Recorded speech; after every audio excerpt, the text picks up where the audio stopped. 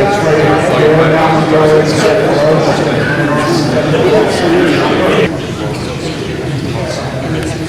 good evening. Tonight we're here to talk about the implementation of the stretch code in the town of Norton. This will allow the town to be designated as a green community. We were hoping to have Seth Pickering with us tonight from the DEOR, but he's not here. So as you can see, the stretch code was brought in about 10 years ago.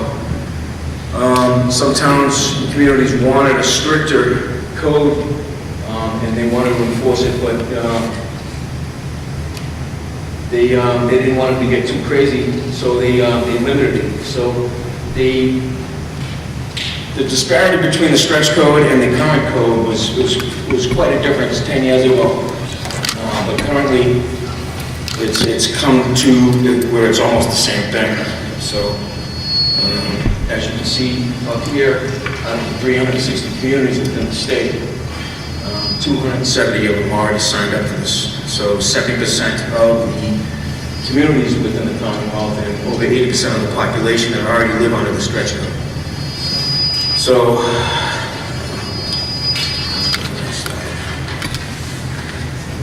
being designated a green community allows us to receive grants from the state.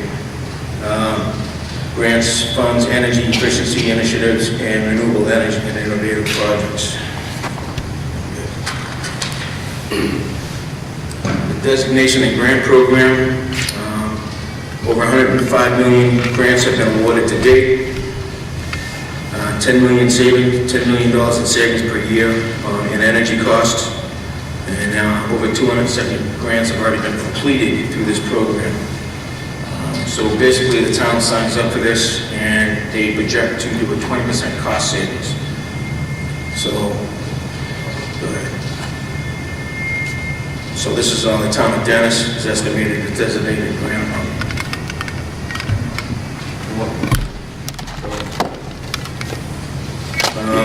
We estimated designation grant amount of $107,000. So we could use that for like current projects that we have going on in town. We could have used it on the windows and doors for the school. Point of order. Sorry, sir? Point of order. This is being televised, and when it comes over the microphone and it's being projected to the town, you're coming through in mumbles. All right. If you could move the mic up. All right, thank you, sir. It helps, Yep. it helps the people who aren't here. Thank you. Thank you. Thank you for letting me mention that.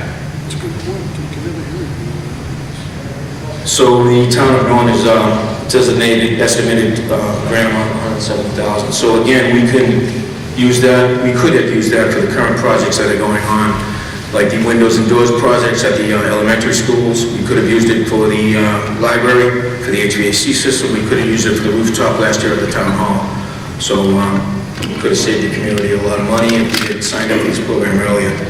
We will literally be getting into this stretch code at the 12th hour. I mean, again, the disparity between the stretch code and the current prescriptive code is almost minimal at this point.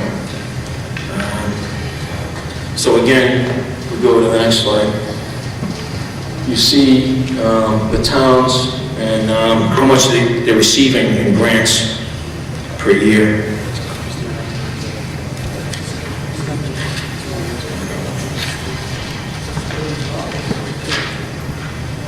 Criteria 3, next couple slides. So to be designated as a green community, you have to go through 6 criteria. There's 5 of them. We'll start at 1. And I'm sorry, I really wasn't prepared to present tonight. This was supposed to be done by the state, but he didn't show up, so you have me. So again, 6 criteria. The town has already established some of them for the EV vehicles. Again,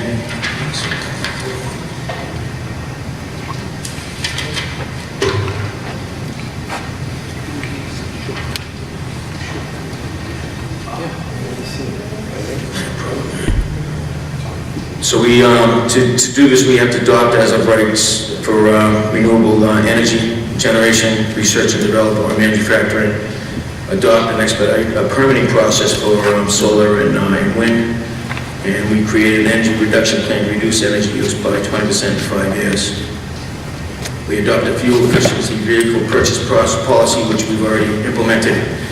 And we minimized the life cycle cost of the new construction by adopting stretch code.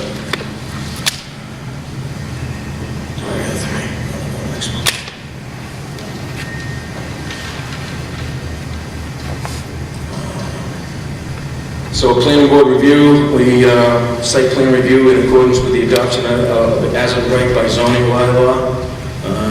Your setback screening for visual impacts. This is all for solar and wind. Parcel size and locations like an overlay district. Manufacturing, research and development facility size must yield 50,000 square foot minimum for the facility. And typical conditions for plan review. Planning board review, no special permits, so it will be an as of right. So that's the whole idea of this. We make it easier for them to come in and establish these solar and wind farms. So there's no special permit. The planning board reviews and approves it. For plan review requirements are met, that's it. And the applicant meets site plan review requirements and a building permit. So we've expedited the whole permitting process. Criteria 2, expedited permitting, 12 months date of initial application to date of final decision applies only to the proposed facility subject to the as of right side of provisions, and it can apply to the Mass General law. That's all right. Energy baseline, 20% energy reduction. So again, this is for municipal buildings and schools. All vehicles, police and fire over a certain size are exempt. So that's why you see me, we're driving around in a little electric vehicle. We're trying to use as much as we can and save as much, and we have saved a lot. And municipally owned streetlights and traffic. Do you want to comment on this, please? Just to address this, right now the town and the schools are looking to go out and do an RFQ for an ESCO, which would develop our baseline. We already have the vehicles, 1 all-electric and 3 hybrids, and then we are in the process of having our street lights converted to LEDs, which would meet that requirement. So again, the town's been working on this for several years, and the stretch code is one of the last implementations or the last criteria. Fuel efficiency vehicles, purchase only fuel efficient vehicles for municipal use. Wherever commercial vehicles are available and practical. So again, police cruisers are exempt until commercially available, and then the heavy duty vehicles over 8,500 GBW, like fire and highways, so they would be exempt. So the stretch code adoption, finally. So this minimizes the life cycle cost. Require all new residential construction and all new commercial and industrial real estate construction to minimize, to the extent feasible, the life cycle cost of the facility by utilizing energy efficiency, water conservation, and other renewable or alternative energy technologies. The Department of Energy Resources recommended way for cities and towns to meet these requirements by adopting the BBRS Building Board of Regulations and Standard Stretch Code 780 CMR, which is the building code. This is an appendix to the Mass State Building Code. In a town, the stretch code must be adopted as a warrant article or a general bylaw at its town meeting. So we will be voting for this May 15th. In a city, the stretch code must be adopted by the city council, but that wouldn't apply to us. And out of the 250 municipalities that adopted the board of the BBRS, the stretch code, as of November of 18. I think that's up over to 270 right now. So the remaining communities are dropping like flies. You can see that in Bristol County, this is a holdout area. So we're pushing for it. We're hoping it goes through. And that's why we're here tonight. The new stretch code only applies to new residential construction and new commercial construction over 100,000 square feet, over 40,000 square foot for conditioned spaces like labs and supermarkets. So again, this is not going to apply for the addition, your kitchen remodel, or a renovation. If you do a whole house renovation and got the building right to the studs and go through it, then you would have to meet certain criteria. But we'll get into it and discuss that further later on. So, that's it? Okay, so the stretch code is no longer much of a stretch code. The base energy code of the stretch code was adopted by Massachusetts on 1/1/2017. The current base code allows builders two options. So basically, there's two options for us to comply right now. There's prescriptive and performance-based. Prescriptive is just taking what it states in the code. So R19 in the walls, R30 in the floors, and R49 in the ceilings. We're hoping to go to a performance-based situation where we hire a HERS rater. I have a couple here present that are going to speak, hopefully. And they come in and establish a baseline and help the builder move forward.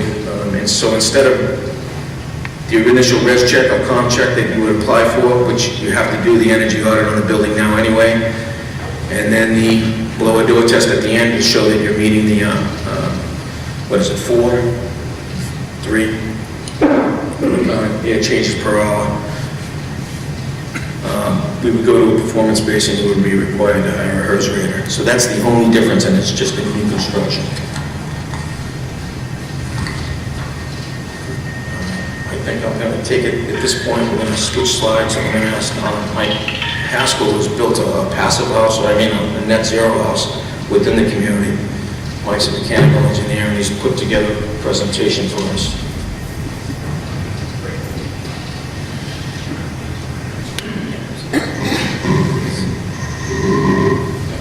Hi everybody, so as Mr. Carmichael said, I'm a homeowner here in Norton. Just finished up last year my own personal house, which we went for the net zero target for performance, which is a little bit past stretch energy code. So this isn't exactly applicable to that, but it just shows going beyond that isn't really that difficult for even a homeowner to kind of achieve. So the net zero house baseline is a house that produces all of its energy that it consumes on a yearly basis. So the idea is during the summer months you produce enough energy to carry you through the cold winter months that don't have as much sunlight available. The renewable energy that's created on site is intended to offset all the heating, cooling, hot water, and the electricity plug loads that you use during the year within the house. So to put it simply, at the end of the 12-month cycle, your energy usage should sum out to zero when you look over the past year. There's also a focus on indoor thermal comfort, so having kind of room-to-room temperatures be somewhat uniform and high indoor air quality. Typically, net zero houses don't have any fossil fuel use on site. They rely really on renewables and electricity to power the whole house. So the question that I've been asked a little bit is, does this make financial sense? Kind of what's the payback? How many years do you have to be in the house for it to make sense? And the reason I put this slide up front is, in my case, it really makes financial sense from day one. I actually, looking at our building costs and our energy usage since then, have realized that it was actually going to be cheaper to build a net zero house than a typical construction at day one, not even taking into account the energy bills from here on out. So in Massachusetts, they offer great rebates and programs. Again, I'm just a homeowner. I'm not a builder or contractor, but so it took a little bit of investigation on my part to kind of work out these rebates and other programs available. But Massachusetts really offers a lot of incentives that are available for going past kind of the base energy code requirements. In particular, the net metering and the solar loan programs in Mass make the solar installs really a no-brainer as well for homeowners, in my case anyway. And really what I found by looking at my particular case is the net zero house really costs the same, if not a bit less, than a typical code-built house, which I'll talk about as a brief overview. So our house here is a typical colonial 4-bed, 3-bath house. It has a 10.5 kilowatt PV system on the roof there. And currently, the matter of really numbers is the electrical usage. So after 8 months, we're negative 1,200 kilowatt hours. when we project that out to a full 12 months of occupancy, will be somewhere in the 3,700 kilowatt hour surplus. So it really did perform past the net zero goal that we had when we started this project. So the reason we hit our target and we're more or less on budget is really the first thing is the careful design of the house. Looking at the house performance as an entire system, looking at the construction of the walls, insulation, the heating and cooling system, looking at everything really together as a system. It's tough to implement high efficiency practices in one area and neglect another. They really all need to be in concert with each other. The house itself, it's not very exotic when it comes to the actual construction. It's a traditional stud wall. It is a 2x10 stud instead of a 2x6. But there's no exterior foam. There's no kind of a double wall approach. Nothing really exotic. 2x10 studs, flash and mat insulation. Flash and mat was done to really optimize the price versus performance for the wall assembly. The heating system is mini split heat pumps, hyperheat mini split heat pumps, 4 in the house total. We've actually only used 3. The 4th one hasn't ever been turned on. High efficiency appliances like a heat pump, hot water heater in the basement, and the big one is the indoor energy recovery ventilator. So that helps out with indoor air quality while maintaining a really tight house. And one of the big things about the house is what it doesn't have. There's no chimney, no ductwork, baseboard, no fossil fuels, and at the end of the year, no energy utility costs. So it really has worked out well in our case.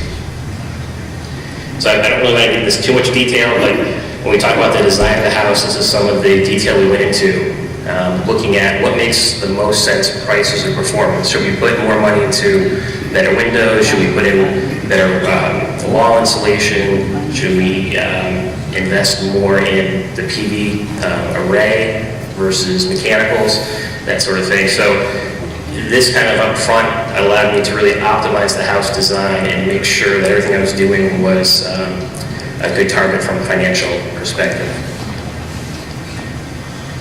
Again, this is just a little bit more detail on the wall design. I know there might be some builders or somebody in the construction industry that would like to know a little bit more about this, but it's a straightforward stud wall approach, tape zip sheathing on the outside, and a 1-inch spray foam as a air and moisture barrier, with then an HD 35 glass in the cavity. So we're hitting about our 38 center wall R value for the house. The heat pumps I used are Mitsubishi Hyperheats. Like I mentioned, we have 4, 2 upstairs, 2 downstairs. In reality, only 3 run. It won't run any time. Even we had, I think, 0, maybe 1 degree winter nights this year, and it worked out really well. The other big part with using these heat pumps, because they have such a high efficiency, 30.5 SEER, is that the mass save incentives were really attractive. In this case, they offset almost half the cost of the entire HVAC system. So the big part of the net zero house, not really costing very much more, is that this is really the extent of the heating and air conditioning for the entire house. There's no oil, there's no furnace, oil tank, chimney, all those sort of costs. It's really all offset. Our additional costs of the shell help reduce the cost of mechanicals, so the net is pretty close to being the same. The indoor air quality is an important concern when you talk about a net zero house, just because how tight they are. There's not a lot of leakage through the shell. In order to bring in the correct amount of oxygen, humidity, and dust control, we use an ERV. So the ERV pulls stale air out of bathrooms in the kitchen and brings fresh air into the bedrooms, other living spaces in the house. And what this does is brings in fresh air without paying an energy penalty. So it really helps. All that heat that we just generated in the house, we're keeping it in the house during the winter. In the summer, all the dehumidification and cooling we're doing, we're also keeping in the house at the same time bringing in fresh air. The solar array, like I mentioned, really makes a lot of sense from day one in Massachusetts. Basically, the solar array is financed through the Mass Solar Loan Program, which helps just kind of speed the process, reduce paperwork. But in our case, we did a 10.5 kilowatt system. That loan payment is roughly $270 a year for 10 years. The SREC income that we have, which are the real energy credits, is actually greater than the loan amount. So from day one, it's cash flow positive. In addition to that, we're averaging about $264 a month of electrical production. And again, this is the solar system that was designed with the house, in concert with the house, to be as efficient as possible. So it worked out quite well. And like I said, the system so far is producing more than enough energy to run the entire house without any fossil fuels, with a pretty nice surplus at the end of the year. So that's kind of it as an overview. There's some more information I have on some of the other mechanicals, if you want to just scroll through these quick. Some more information on, say, like the attic installation that we used, what I found to be the best balance of price versus performance, in the basement as well. So if anybody wants more detail, I'd be more happy to talk, but that's a kind of an overview of our experience in the house, going well beyond stretch energy codes without really too much of a financial impact at all up front, and certainly over the long term, great benefit to us personally. So, yeah.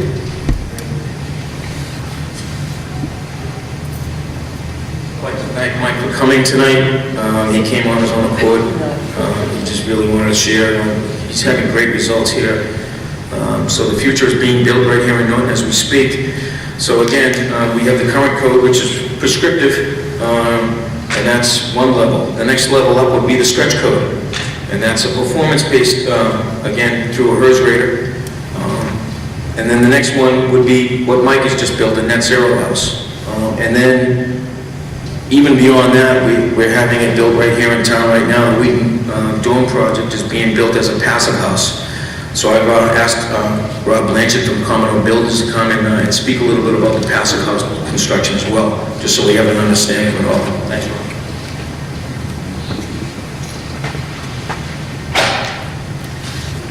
Good evening. My name is Rob Blanchett. I'm with Commodore Builders. I'm the project executive over on the Wheaton College dormitory project. I did not bring slides. I apologize. I wasn't sure how much we wanted to do with the passive house, but similar to Mike's job, it really is a performance-based building where the envelope of the building is the main focus of the job. The ERB recovery systems, like Mike's house, the triple plate windows, we have that on our project. Our skin system is different than Mike's in the sense that ours is 4 inches of closed cell foam on the inside, then backed up with dense glass sheeting, then Sega air vapor water barrier, then 5 inches of Ruxol, followed, that's the rain screen on the outside, and then the brick cavity. So our effective R value on the walls is R40. It gives us an R21, 28, yeah. Once you bring it all down, and you take the accounting to the stud and the thermal bridging, our effective wall is down around an R30. And then our roof is an R60 built up. We go through rigorous blower door testing during the construction at various points in the construction to make sure we're meeting certain criteria. That FIAS, that's for us, FIAS is a passive house rating system that comes out of Chicago. You have to go through a licensing and checking, submit documents to them, and they send them back to you guys. They want more information. So they had set our air leakage max at the end of the job at 2,600, I think, CFM for a 50,000 square foot building, which is pretty much next to nothing. First blower door test, we were down around 2,400. That was even before we had the exterior doors on. So we had already met the blower door requirements, and those numbers will even go lower after we finish buttoning up the exterior of the building. We have that taken care of. The whole building is encased in underneath is a stego wrap underneath that foundation because, again, air infiltration is critical for our job. Obviously, you guys would be doing that on a residential scale, but they do have passive house for residentials. And they're very efficient. Like Mike's, they turn into be net zero jobs if you throw the PV on it or you throw geothermal on it. The amount of energy that it costs to run our building, the payback for our building is estimated right now with current energy prices around 10 years. So we're paying about a 10% premium. The school paid about a 10% premium to go passive house. In about 10 years with current energy prices, it'll end up being a net positive for the school energy savings. At that point, it just becomes a free building for them. The nice thing about the building, though, under a passive house is the indoor air quality and the comfort of the particular people in it. In the school itself, we have a balance system in each room. So each student gets to choose in his room, if this kid wants his room at 65 degrees, and the kid in the next room over wants his at 72 degrees, they have the option of choosing it. It's a 4-pipe system that we have in our building. Because it's so energy efficient, it's so tight, that we actually have to have each occupancy has to have their own ability to control their own settings and temperatures, which is really nice for the kids. There's going to be a freshman dorm, actually.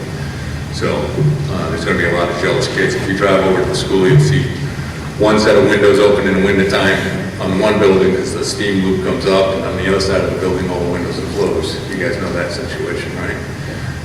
Kids are roasting over here and sweating and freezing on that side. Our building won't have that problem. Not sure if you guys want to ask questions on it. I'm more than happy to answer any questions on it. That's kind of like a really broad picture of passive house. Passive house is something that's really popular over in Europe. It's becoming more popular here in the United States now. We're instituting it on a much larger scale. I just finished a project, a passive house condo job up in Boston, Massachusetts, in South Boston. It was a 28-unit podium construction, zip sheeting on the outside of it. That was just zip sheeting, zip tape, blown-in cellulose installation in that particular project. Similar R values on the walls. This one had spray foam on it. But if you guys have any questions, I'd be more than happy to answer anything you have.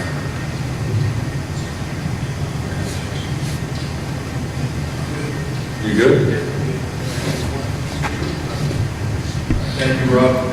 I appreciate you coming down. So Seth Pickering is here, and I've asked him to say a few words just from the Thanks, Chris. I want to apologize. I thought it was 6:30 this tonight. I guess I'm late. So Chris went through the slide deck for my presentation, which included basic information on the Green Communities program and how it can help Norton with energy efficiency projects that are municipal or in schools. And he also went through the stretch code portion of the requirements. So to become designated, the town will have to meet 5 different criteria. A couple of them the town's already met. So the next couple of things that need to be done is the stretch code vote at town meeting and the energy reduction plan process, whereby we would baseline all the energy use here that Norton has as a corporate entity and come up with a plan to reduce that baseline by 20% over a 5-year period using grant money that's available through our program and energy efficiency audits that will be done at no cost to the town by the utilities. So I believe the estimated grant was going to be about $107,000. Are there any questions about the program or anything else about the stretch code? We're opening a question and answering session right now. If anybody would like to get up and ask a question, we have a microphone over here, up in the back, where you can come up to the podium. So we're just hoping you to open this up now as an open question and answering session. I'm sure you have questions as we do in the back, so go ahead, sir. Hey, we're Chuck Yeller, 201 Bay Road. The initial stretch code, the requirements for it to pass. Could you go over those a little bit again? You mentioned about the programs that have to be accepted. Or was mentioned about what programs have to be accepted? So the requirements of the stretch code? Yes, there was 6 of them, I believe. the 6 criteria to be designated a green community? So there are 5, and the 5th one is the stretch code. Okay, before that, I'm sorry, I'm not familiar with all this process. Yeah, sure. Before that, there was requirements that included for the town to agree, correct? So there are 5 different requirements. Is the presentation available? That's what I was relying on. Yep. You can just take a look I at think a those. lot of this is awesome. I think that the future stuff, the solar saving, the solar energy, is something great. But and it's all for the future, which is awesome. But what about the existing people that are here now? I'm wondering how that's going to affect them. I know it's going to affect the builders, it's obviously going to cost more for them to build and the buyers will have to pay more to buy. But what about the residents that are here now? So the stretch code is only going to be applicable if the town adopts it to new residential construction. It won't apply to any renovations or additions to existing residences here in Norton. All right, I'm sorry. There was a slide that you had that showed the requirements to get to the grade. So here are the 5 criteria. The first 2 are zoning related. And so the town has actually already met these first 2 requirements, which are as of right citing for a couple of different options, and the one that Norton chose to adopt a couple of years ago was for ground-mounted solar generation, where you can actually designate discrete parcels here in town for solar development, and as long as the developer of the project presents to the planning board the requirements that are in that zoning bylaw, then they'll be able to apply directly to the building inspector for a building permit. Please use a microphone for now. Fred Williams, 17 Kensington Road. I have a question. If, let's say I go to sell my house at a later date, I'm not anticipating that, but if I did, will I have to upgrade before it's sold or as an existing home? Yeah, no, sir, this would have nothing to do with a real estate transaction. Okay, that's what I was wondering. Thank you.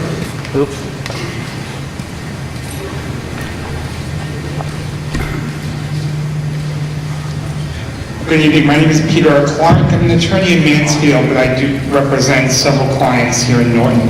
So a few questions and, to Mr. Eunice. Mr. Eunice, has the town given any concern or consideration to the fact that this is going to make economic development here in the town more difficult? One of the slides showed that this was going to apply to large new commercial buildings as well. There's proposals here in town to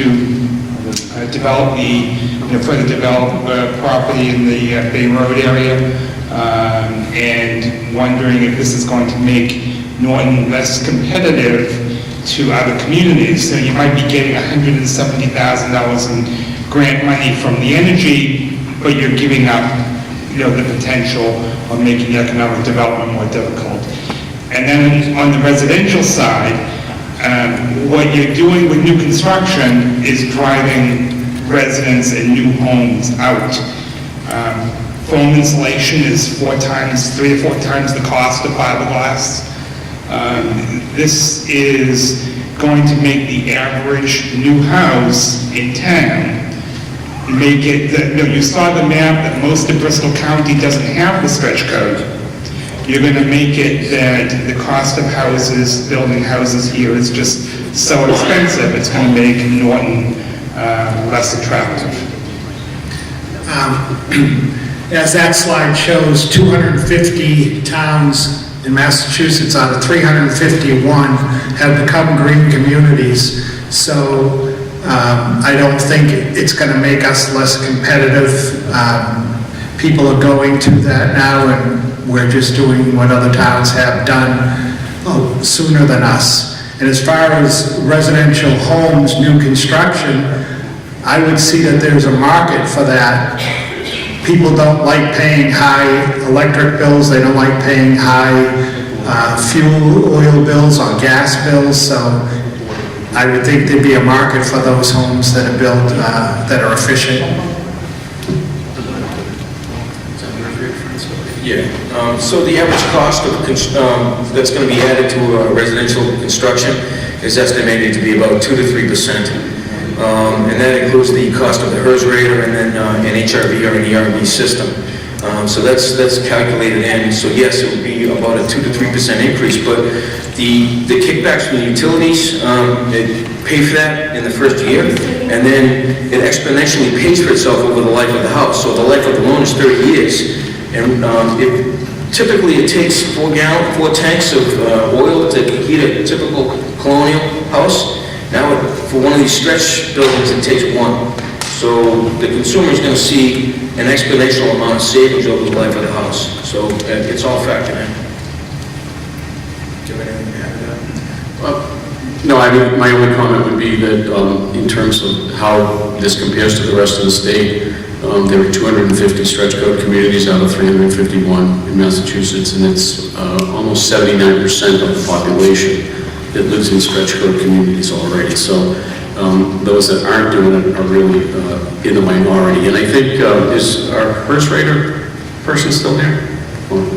So they would be better qualified than I to answer at least the question on things.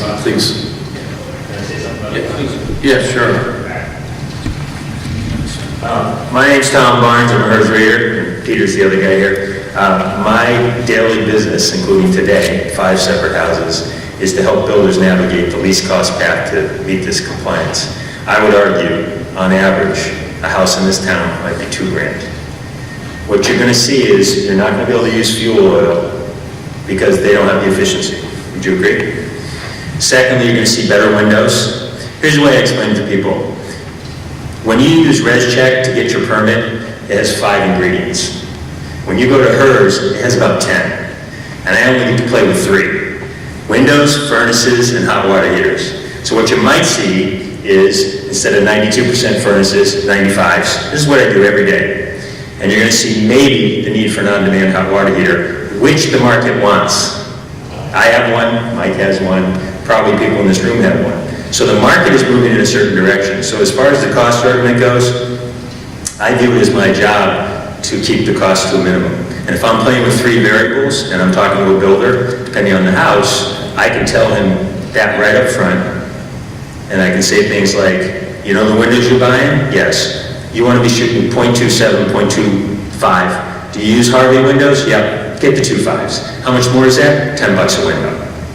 It's a non-argument there. As far as an on-demand hot water heater goes, having put in several myself, might be $500 more, but it's a good device, unlimited hot water, and so you've got a fuel choice issue, but I would argue about $2,000 a house and a house in this town.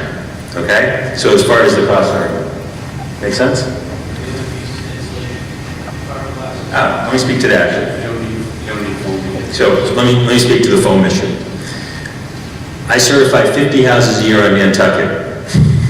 I think everyone here can agree that money is no object on Nantucket. Believe me, I see it. Foam everywhere. So all foam market. My job around here is to not go to foam. Foam is still the exception. People using foam are rare. There are elements of these houses that we recommend foam, like between the floors. These are the leaky spots. So foam is also being disrupted right now and crossing over with the price of fiberglass. There is a complete disruption of the insulation market by the installers coming up from the bottom offering cheap foam to try and beat out the fiberglass guys. They're converging in price. So you're seeing, I have builders in Attleboro who are doing all fiberglass who are now doing 100% foam houses because the guy who came in with the truck can do it for the same price. So you've also got a lot of market forces working in your favor.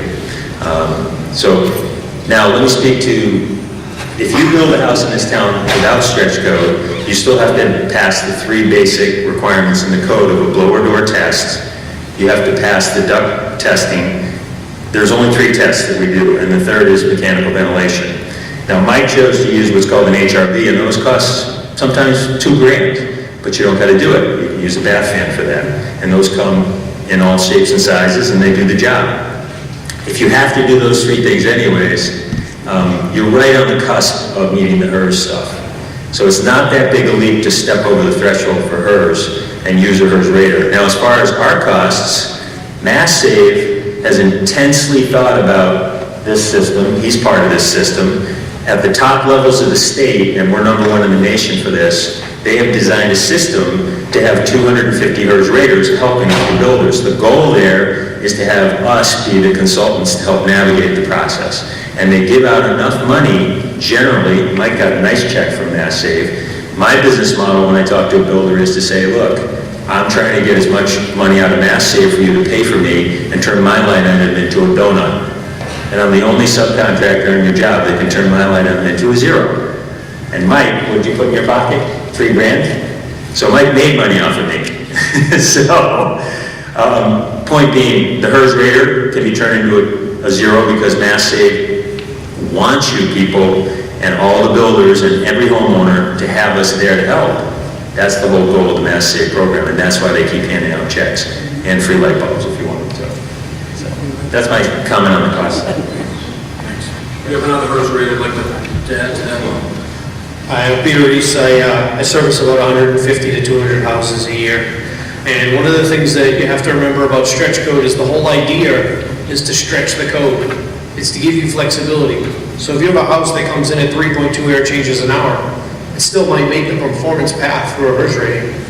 It still might pass. You might not have to have open up your walls and try to fix something because you may make the stretch code. The whole idea of the stretch code is for your house to make the performance to meet the energy number of 55 that the state is looking for.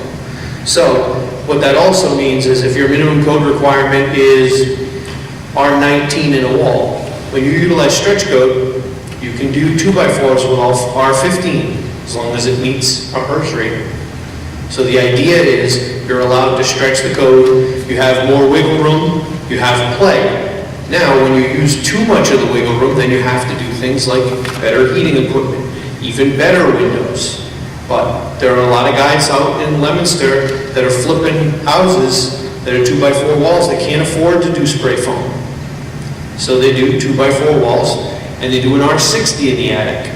And that cost is not cost prohibitive for their project.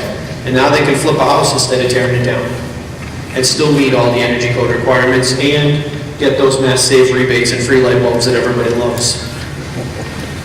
So we'll be around if you guys have any questions, but I'm sure they'll come up. We have a couple of business cards from both HERS raters here. I would suggest any of the builders want to do a little networking afterwards. We'll stick around and do some answering, more question and answers. Does anybody else, any other builders have some questions?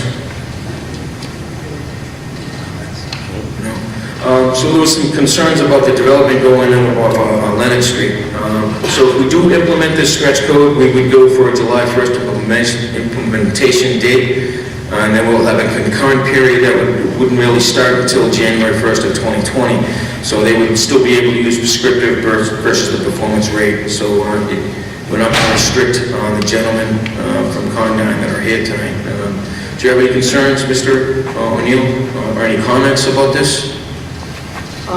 Most of our stuff that we're doing is very similar to the stretch code versus the Mass Energy code. We're doing the same thing as the Wheaton College builder with the stay-o, tilt walls with the insulation between the walls. We're doing LED lights in all our buildings now, and we're approaching National Grid for the rebate programs. We're going through the cost analysis, and we think that the rebate program for one of our buildings could be in the $70,000 range, just in lighting alone. So the programs are there, it's just how to navigate to get to the end goal, to get the rebate. So in short, does this stretch code frighten you from the development that you're putting in? No, I think it's very similar. If not, we may be exceeding some of the stretch code with the mass code. So it all comes down to the envelope of the buildings that we're building, the tightness of the building. And sometimes you do have a concern that the buildings are getting too tight, causing other problems. or expenses to We've had a lot of questions that have arisen within the building inspectors community about how tight these buildings are getting. So mechanical ventilation is required currently in the code. Most typically what you've heard earlier is the builders are using, and again I'm talking about residential construction, the builders are using an exhaust method. They turn the bathroom fan on and that produces a negative pressure within the house. So that doesn't really control where you're getting your makeup air from. It's usually through the cracks and crevices, basements, sill plates, and that's not really the most efficient way to go. The next method would be to do a supply side, a fan inside, supplying air from the outside, and again, you combine that with the exhaust fan. But the supply side creates a positive pressure within the house and it forces the hot latent air to push moisture into the cracks and crevices. Again, not a very efficient way to comply with this. The next method would be an HRV, heat recovery unit, which is the manifold that we showed you a slide of earlier. The heat recovery unit is a manifold. You take the air from the outside, you temper it with the air being exhausted, and you save on your BTUs that way. The last method would be the HRV, the ERV, that Mr. Haskell has installed in his house. And again, that is the same thing as the HRV. But it controls the moisture going out as well. So that's the best method that we would highly recommend you going to it. So again, you're dealing with the HERS rater, and he'll make all these recommendations for you. Rob, you had a question? I got a question on sealing this house, right? What happens down the road, you get rotten there, you get mold. Now that mold stays in the house, people get sick. They're not even gonna know they have the mold there. What are you doing with it? Well, that's exactly what I was just talking about. So we need to ventilate these buildings. So the most common method of ventilation, and Peter, you can speak on this, is to set the bathroom fan and get a negative pressure throughout the building so that you're pulling the air in. So we are, the code does recognize that there is a problem, and again, we would push you towards these ERV systems so that you regulate the moisture, the amount of heat, air going out, so they can be So regulated. you don't worry about it sweating in the inside, rotten from the inside out. If it can't leak, you can't sweat. You need an interaction of air and Pete, moisture. please, thank you. Yeah, the idea is exactly build it tight and ventilate it right. So we mentioned the 3 tests: your blower door test, your ductwork test, your ventilation test. Ventilation test is probably the most important of all the 3 tests. That's what keeps everything, keeps your oxygen levels right, keeps your moisture levels right. My house is a 2 air change an hour house. I have fiberglass in my walls, I have fiberglass in my attic. No spray foam in my house. I only use silicone caulking to do my sealing and my bands to show guys you can do it with 4 cases of caulking and not a lot of extra money. I use bath fans to ventilate my house. I don't use an ERV because the ERV costs a lot of money to run every month. Now, one of the things you may or may not have noticed when you buy your new windows is there's 4 boxes on the windows. There's your U value, your solar heat gain, your visible light disruption, and then also your designed air leakage. Your windows are no longer designed to be airtight. That's why they don't get stuck like they used to. They're designed to leak. When you get home and you get a chance, if you have a tilt-in window, tilt in the window, what you'll notice on the edge is the little gasket is now a HEPA filter.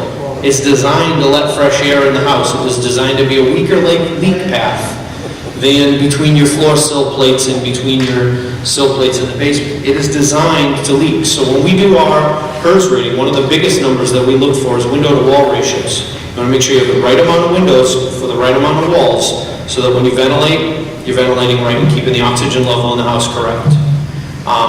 A bath fan running 24 hours a day, it ends up controlling the leakage of the house, because one of the things that it does is it breaks stack effect. How many of you guys understand what stack effect in a house is? Cold air comes in from the bottom, hot air goes out the top. So in a conventional house, it was real easy for the window guys to come in and say, hey, all your first floor windows are bad, they're always wet. By design, they're going to be wet, because that's where the air is coming in. Again, leak path, temperatures touching, moisture concentrates, you get droplets. As soon as you use a bath fan, what you do is you create a small amount of negative pressure in the whole home. So now every window has a small amount of air being pulled in, and the stack effect is broken. So what you end up having is less leakage in the home, less natural air changes an hour, but you have a consistent air change an hour. So you don't just get fresh air in the house on a windy day, you get fresh air in the house every day. So in my home, I run my bath fans at 80 CFM because that is what the ASHRAE code says. If I turn that up or down 10 CFM, I can change the humidity level in the house up or down 10%. So that's how critical that air balancing, mechanical ventilation setting is. So when we do our tests, that is one of the most important tests that we do before we leave. In fact, I tamper seal every one that I do before I leave so that I know if somebody touched it after we left. Because that is what keeps the idea of a sick home out of reality anymore, because it's, as long as everything is done right, ventilation is the most important piece. As long as that's set right, you will not have mold and moisture problems. You won't get moisture on your windows anymore. Even in new construction, you're always going to have a little bit of moisture for the first 2 or 3 weeks, but as soon as you move in that home and start running the heat, that all dries out with the furnace, and no more moisture problems. Yes, sir. Thanks. To go back to backtrack a little bit, the special permit. You said that they had to expedite the special permit. What's the process for expediting a special permit versus anybody else going for a special permit?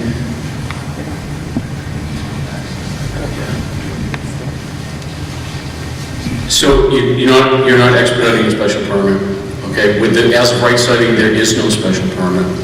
This is adopt, I'm sorry, I have a hard time seeing this. This is adopt as-of-right siting for removal or alternative energy generation. Separate, I'm sorry, adopt expected? Adopt expedited permitting process. Right, that's what I'm talking about. So that would be for any types of permits that would be subject to the criteria 1 projects that would be cited by right. So that would be the building permit, the conservation. And how would that be done in comparison to any other permit going for the same thing? Well, it's not really expedited permitting. The requirement by our program is to have an answer on an application in 365 days. And so the way most towns comply with that is they get a letter from town council that says that the town already does business in that fashion and turns permit applications around faster than 365 days. So you're probably already doing that here in town already. I think that's not to do with residential building permits. That's just business? Solar. That's just for the things that would be subject to that zoning bylaw that's identified in criteria 1. Those are for commercial energy projects. All right, thank you. Anybody else have any questions? I have a quick one, Ken Mount, 54 Drive. How long does the town anticipate that it's going to take to meet all the criteria to become a new community? So we're hoping that if the stretch code is passed here in Norton at town meeting, the town can apply this fall in October. And after they apply, how long after that? So you can't apply until you've met all 5 of the criteria. So the votes are really the most important things. If the votes don't happen, doing the other 2, the criteria 3 and 4 requirements are a moot point. So on point 3, it says that the town must reduce energy use by 20% in 5 years. So it takes us 5 years before we qualify? no. So what we'll do is with audits that are done at no cost to the town by energy efficiency vendors that are provided through the utilities, we will identify measures that can be taken here in town to reduce a baseline year amount of energy that the town uses by 20% projected out into the future for a 5-year period. And will that have a cost for the town initially, or going forward during the 5 years to meet that criteria, reduction of energy? No, the answer is, the hope would be that the answer is no. We have had many of our towns implement a number of the energy efficiency projects using just our grant money and incentives and rebates that are available through the utilities. So part of the grant money that's available to the town will be used to meet the criteria to to reduce reduction for 20. Yep, that's correct. That's usually the way it works, in that once you're designated and you start getting grants, so, Mike, can we go to the screen that shows what some of your neighbors are getting?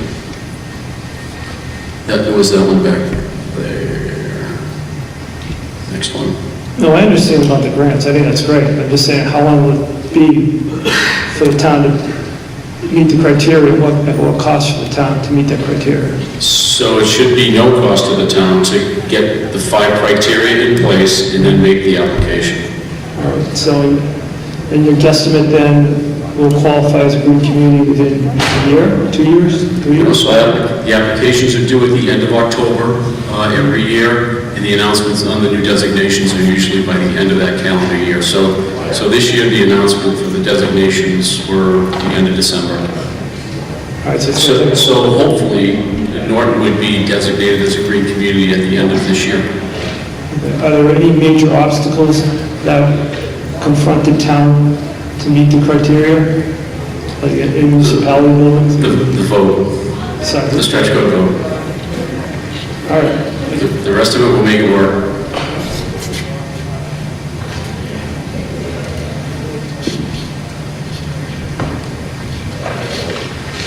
Any more questions from the builders or the general public?